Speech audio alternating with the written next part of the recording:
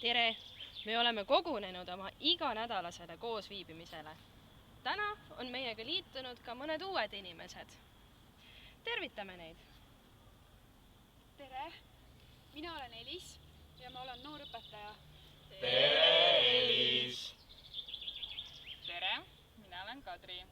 Olen noorõpetaja. Tere, Kadri! Tavaliselt räägime me siin ringis üksteisele oma muredest ja rõõmudest. Kas teie, uued ja noored, soovite midagi jagada? Aga äkki leidub keegi teine? Kui mina tohiks. Aga palun, Anna. Mul on üks suur mure.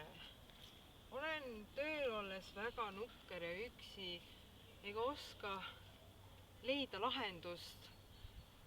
Olen ekslenud päris pikalt ja ei tea, mida teha. Kas kellelgi oleks mulle mingisugust nõu anda?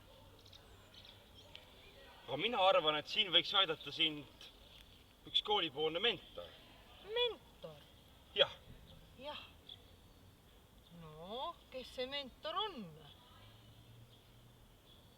Nii, aga Anna, mul on pakkuda sulle üks mentor. Näete, sealt tuleb sinu mentor, elukogenud, ilus, tark ja osav, kogemuste ja teadmiste jagaja. Ta on motiveeritud ja empaatiavõimeline. Temal on olemas õlad, mille najal nutta. Ta on õnnelik ja soovituslikult vormis. Ka saiavorm on ju vorm.